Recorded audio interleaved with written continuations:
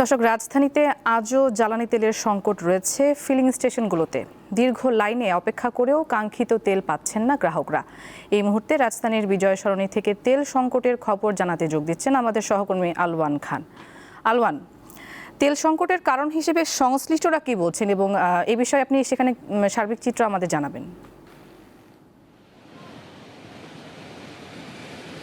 নুজহাত যেমনটি বলছিলেন, আমরা বর্তমানে বিজয় সরণির যে ট্রাস্ট ফিলিং স্টেশন সেখানে অবস্থান করছি। এখানের চিত্রটা এখন আপাতত তেল সরবরাহ বন্ধ আছে।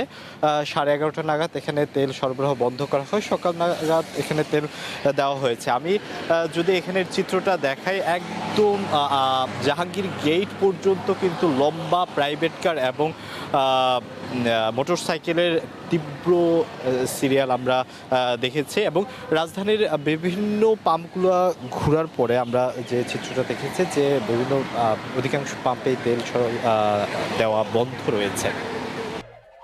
আগের মতোই clean. Berger easy clean fresh, দেয়ালে দাগ থাকবে না, রাখবে সুরভিত।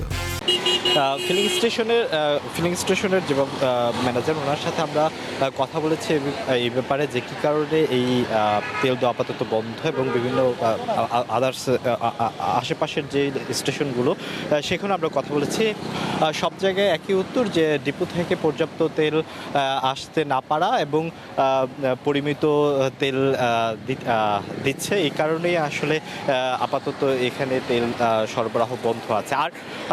আর মন্ত্রণালয় থেকে যে তথ্যটি জানানো হয়েছে সেটি হচ্ছে কোনো প্রকার তেল সংকট কিন্তু এখন পর্যন্ত নেই। মন্ত্রণালয় থেকে কিন্তু এই তথ্যটা জানানো হয়েছে, কিন্তু বাস্তব চিত্র কিন্তু আমরা দেখতেই পাচ্ছি যে তীব্র তেল সংকটে ভুগছে বিভিন্ন যানবাহন। আমরা বাংলা মোটরের একটি পাম্পে গিয়ে দেখেছি, ওই পাম্পটি শুধু বর্তমানে চালু রয়েছে, আর অধিকাংশ পাম্পে কিন্তু ঢাকা শহরের পাম্পে কিন্তু আপাতত তেল সরবরাহ করা বন্ধ রয়েছে। নুজাত, এই ছিল বর্তমানে তেল সংকট পরিস্থিতি।